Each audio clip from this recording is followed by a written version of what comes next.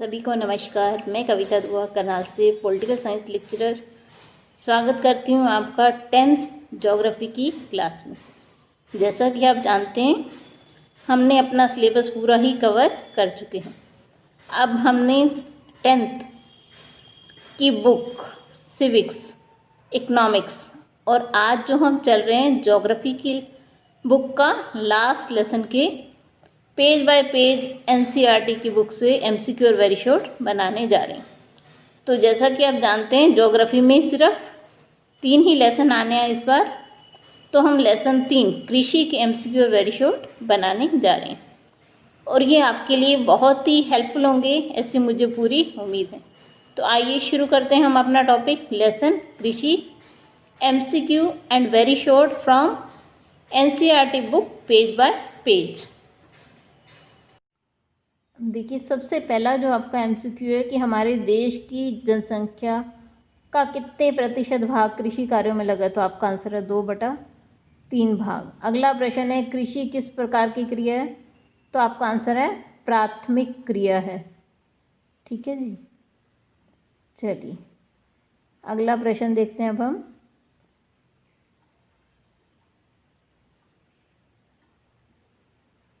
देखिए, जो प्राचीन कृषि थी वो जीविका निर्वाह कृषि थी, भूमि के छोटे टुकड़े पर पुराने औजारों से की जाती थी और पर्यावरण पर निर्भर होती थी। अब हम देखेंगे कर्तन दहन प्रणाली क्या है। जमीन, ये आपका वेरी शॉर्ट है। जमीन के एक छोटे से टुकड़े को साफ कर उस पर परिवार के लिए भरण पोषण व अनाज खाद्य फसल उगाना ही क्या है, कर्तन दहन प्रणाली है। जब भूमि की उर्वरता कम हो जाती है तो किसान उसे छोड़कर दूसरा टुकड़ा साफ करता है और वहाँ पर कृषि करता है। तो इस कर्तन दहन प्रणाली को विभिन्न भागों में विभिन्न नामों से जाना जाता है। देखिए, उत्तरी पूर्वी राज्यों में इसे क्या कहा जाता है, झूम। मणिपुर में पामल्लू। ये आपको नाम याद होने चाहिए कि कर्तन दहन प्रणाली को विभिन्न भागों में किन नामों से जाना जाता है। देखिए, असम, मेघालय, मिजोरम, नागालैंड में झूम, उत्तर प्रदेश में पामल्लू, छत्तीसगढ़ और बस्तर, अंडमान में दीपा कहा जाता है इसे। कर्तन दहन प्रणाली को मेक्सिको और मध्य अमेरिका में मिल्पा। ठीक है जी। वेनेजुएला में कोनुको, ब्राज़ील में रोका, मध्य अफ्रीका में मसोले, इंडोनेशिया में लद्दाख, वियतनाम में रे, इन नामों से पुकारा जाता है। देखिए कितने सारे, ये आपके जीके के क्वेश्चन भी बनते हैं। कई बार आप किसी कॉम्पिटिटिव एग्ज़ाम में जाएं तो यहाँ आपको ये मदद देंगे।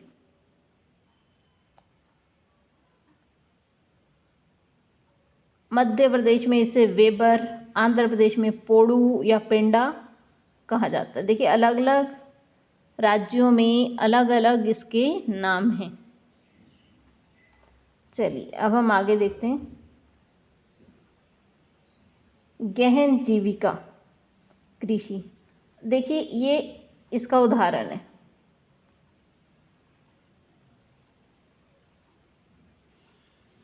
जहाँ पर जनसंख्या दबाव अधिक होता है, ये आपका वेरी शॉर्ट है कि गहन जीविका कृषि क्या है।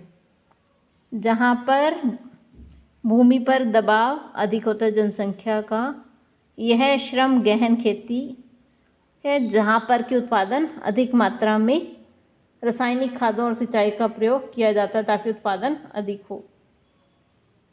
ये आपका वेरी शॉर्ट है।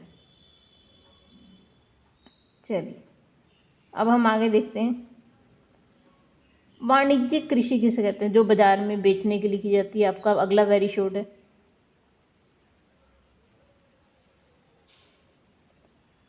रोपण कृषि का उदाहरण चाय, कॉफ़ी, रबड़, गन्ना, केला, ये सब रोपण कृषि के फसलें हैं और कहाँ की जाती है, असम और उत्तरी बंगाल में,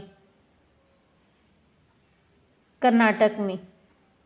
देखिए असम और उत्तरी बंगाल में तो चाय, कर्नाटक में कॉफ़ी। ये सब रोपण कृषि का उदाहरण है। और रोपण कृषि वाली फसलें चाय, कॉफ़ी, रबड़, गन्ना, केला।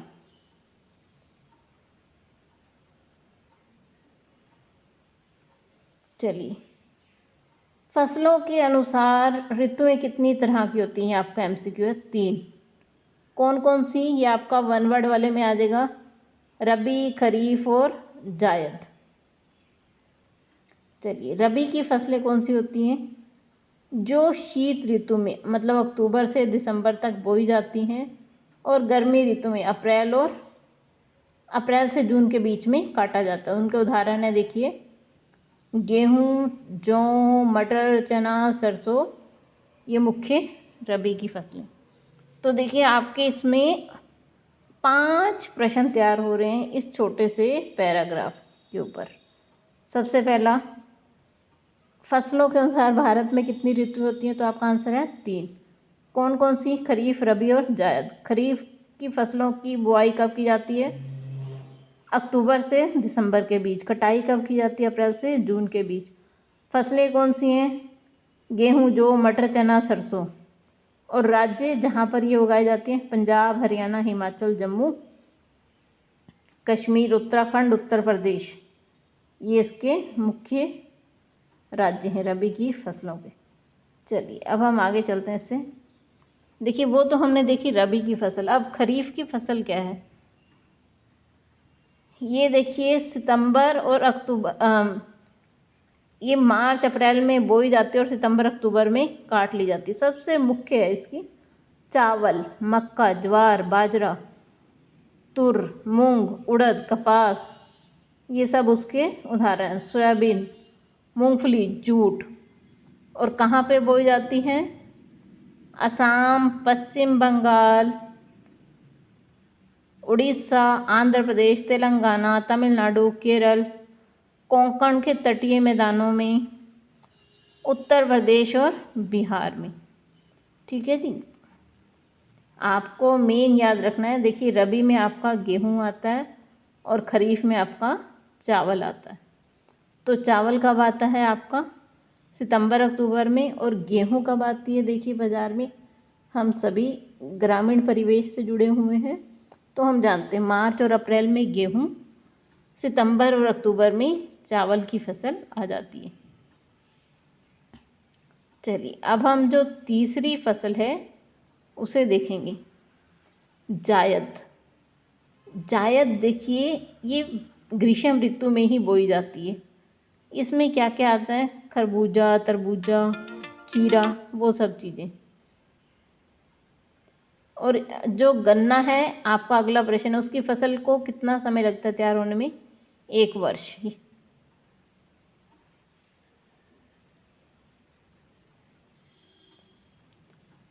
चलिए, अब हम देखते हैं कि चावल कहाँ उगाए जाते हैं।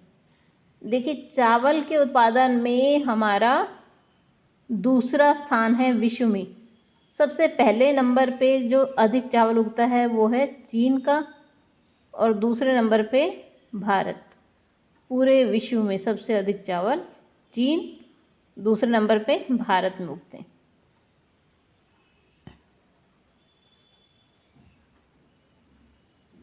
ये खरीफ की फसल है और इसके लिए आपको 25 डिग्री सेल्सियस से ऊपर का तापमान चाहिए और जो आर्द्रता है वो 100 सेंटीमीटर चाहिए। अगली है, देखिए आपकी गेहूँ। ये आपकी रबी की फसल है और सबसे महत्वपूर्ण खाद्यान्न है और जो आपको वर्षा चाहिए 50 से 75 सेंटीमीटर चाहिए इसमें। और प्रमुख क्षेत्र कौन से हैं? देखिए, उत्तर पश्चिम में गंगा सतलुज का मैदान, पंजाब, हरियाणा, उत्तर प्रदेश, मध्य प्रदेश, बिहार, राजस्थान वो राज्य हैं जहाँ पर कि गेहूँ उगाई जाती है। अब देखिए, मोटा अनाज होता है। मोटा अनाज में क्या आता है आपका? ये आपका एमसीक्यू है कि मोटे अनाज में क्या क्या चीज़ें शामिल हैं। वेरी शॉर्ट, वन वर्ड, कुछ भी बन सकता है। तो आपका आंसर है ज्वार, बाजरा, रागी, भारत में उगाए जाने वाले मोटे अनाज हैं। रागी में क्या भरपूर मात्रा में पाया जाता है? लोहा, कैल्शियम, सूक्ष्म पोषक और भूसी। जो ज्वार है उसके अनुसार भारत का विश्व में कौन सा स्थान, कौन सी नंबर की फसल है खाद्यान्न में? तीसरी। और इसके प्रमुख मोटा अनाज कहाँ कहाँ पर उगता है? देखिए, महाराष्ट्र, कर्नाटक, आंध्र प्रदेश और मध्य प्रदेश में। अगला है देखिए आपका बाजरा। बाजरा कहाँ उगता है मेनली? राजस्थान, उत्तर प्रदेश, महाराष्ट्र, गुजरात और हरियाणा में। कैसी मिट्टी चाहिए बाजरे के लिए? लाल, काली, बलुआ, दोमट, काली, उथली, किसी भी तरह की मिट्टी हो यह सब चल जाती है। मक्का। देखिए, मक्की कॉर्न को बच्चे खाते भी हैं और जो इसे चारे के रूप में भी प्रयोग किया जाता है। तो मक्का देखिए खाद्यान्न और चारा दोनों रूपों में प्रयोग होता है और ये खरीफ की फसल है। मक्का उत्पादक राज्य कौन से हैं? देखिए आपके कर्नाटक, मध्य प्रदेश, उत्तर प्रदेश, बिहार, आंध्र प्रदेश, तेलंगाना मक्का उत्पादक राज्य हैं अपने भारत में। अब हम देख लेते हैं उससे आगे गन्ने की फसल के बारे में। देखिए, जो गन्ना है उसकी फसल को पैदा होने में 1 साल लगता है। 21 से 27 डिग्री सेल्सियस तक का इसे क्या चाहिए? तापमान। और वर्षा कितनी चाहिए? 75 से 100 सेंटीमीटर। भारत का विश्व में दूसरा स्थान है गन्ना उत्पादन में। पहले नंबर पे कौन है? ब्राज़ील, आपको ध्यान रखना है। और कहाँ कहाँ पर उगाया जाता है? उत्तर प्रदेश, महाराष्ट्र, कर्नाटक, तमिलनाडु, आंध्र प्रदेश, तेलंगाना, बिहार, पंजाब और हरियाणा में गन्ना उगाया जाता है।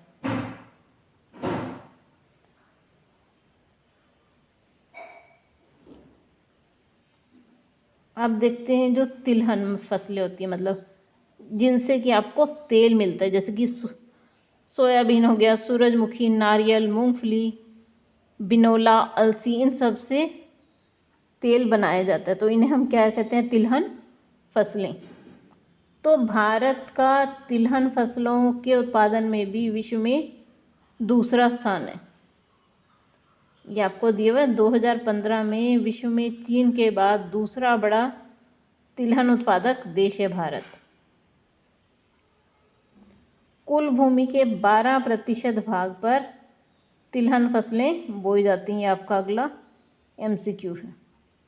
और तिलहन फसलों के नाम तो मैंने आपको पहले ही बता दिए कि मूंगफली, सरसों, नारियल, तिल, सोयाबीन, अरंडी, बिनोला, अलसी, सूरजमुखी भारत में उगाई जाने वाली मुख्य फसलें हैं। देखिए, जो गुजरात है, राजस्थान है, वहाँ पर कौन कौन सी फसलें उगाई जा रही हैं? मूंगफली, ये उसके प्रमुख उत्पादक राज्य हैं।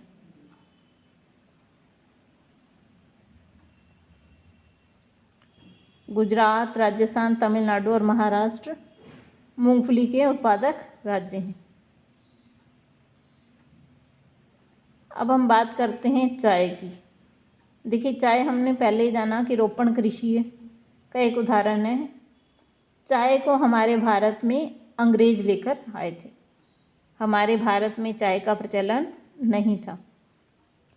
कौन कौन से प्रमुख क्षेत्र हैं जहाँ उगाई जाती है? असम, दार्जिलिंग, जलपाईगुड़ी, तमिलनाडु, हिमाचल प्रदेश, उत्तराखंड, मेघालय, आंध्र प्रदेश और त्रिपुरा। ये राज्य हैं जहाँ पर की चाय उत्पादित की जाती है। और चाय में हमारे देश का कौन सा स्थान है? दूसरा स्थान है। पहले पे चीन है।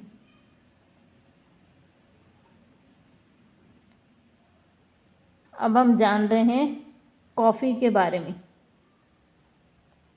ठीक है जी। कॉफ़ी की जो खेती है वो नीलगिरी की पहाड़ियों में कर्नाटक, केरल, तमिलनाडु में की जाती है। कॉफ़ी में भी भारत का दूसरा स्थान है उत्पादन की दृष्टि से। ठीक है जी।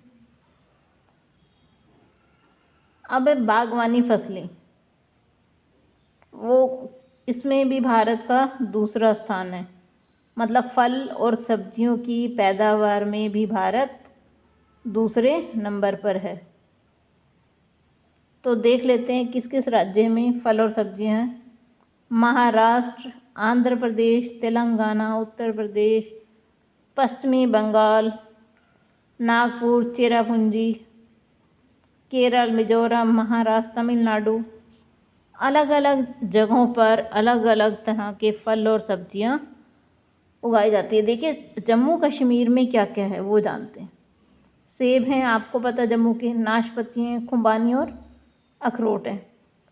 हिमाचल में भी सब कुछ है।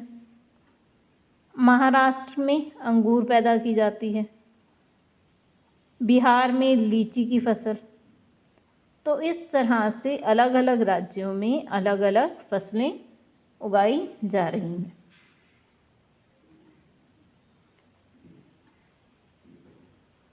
अब है अखाद्य फसलें। अभी तक तो हमने जितनी भी देखी वो कौन सी थी, खाद्य। अब है अखाद्य, जिन्हें हम खा नहीं सकते, जैसा कि रबड़। रबड़ कहाँ पर उगाई जा रही है? केरल, तमिलनाडु, कर्नाटक, अंडमान निकोबार द्वीप समूह, मेघालय की पहाड़ियों में।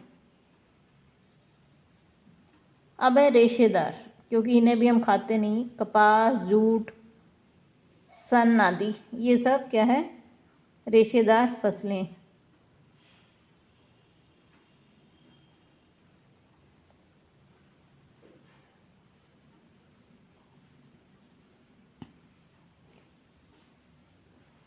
जो कपास के पौधे हैं उसका मूल स्थान भारत ही माना जाता है और विश्व में तीसरे स्थान पर है भारत कपास के उत्पादन में।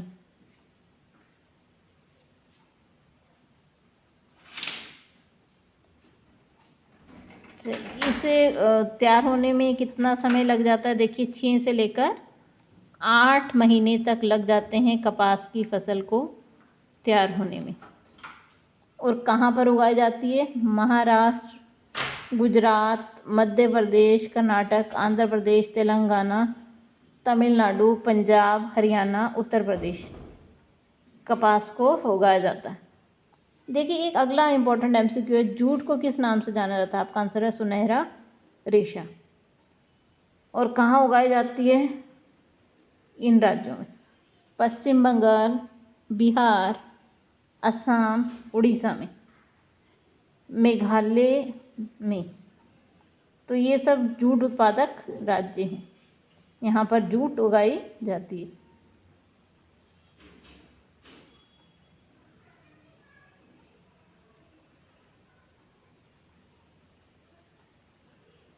कृषि सुधारों की शुरुआत कब हुई?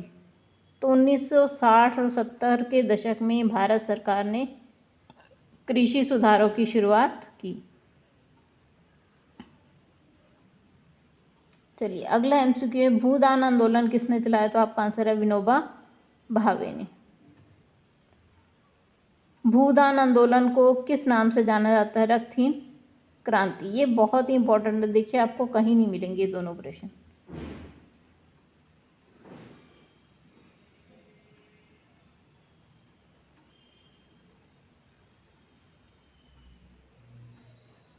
उन्नीस में नील की खेती के विद्रोह में कहाँ पर आंदोलन चलाया गया? तो आपका आंसर है चंपारण में। चंपारण बिहार में है। अंग्रेज चाहते थे कि यहाँ के जो किसान हैं वो खेती में नील उगाएं, लेकिन नील से क्या था कि फसल उसके बाद भूमि बंजर हो जाती थी, तो वो उसका विरोध कर रहे थे। तो इसलिए नील की खेती में विद्रोह कहाँ हुआ था? 1917 में बिहार के चंपारण में।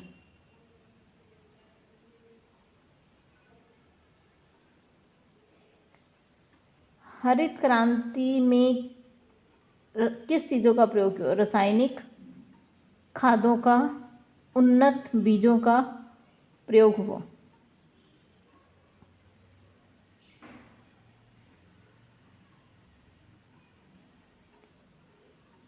भारत में कितने लोग कितनी भूमि पर निर्भर हैं? तो आंसर है 83.3 करोड़ लोग 25 करोड़ हेक्टेयर भूमि पर निर्भर हैं। चलिए, इसी के साथ अपना लेसन ख़त्म होता है। आप सभी का साथ जुड़ने के लिए बहुत बहुत धन्यवाद। अगर आपको वीडियो पसंद आए तो लाइक ज़रूर कीजिए और चैनल को सब्सक्राइब ज़रूर कीजिए। आप सभी का बहुत बहुत धन्यवाद।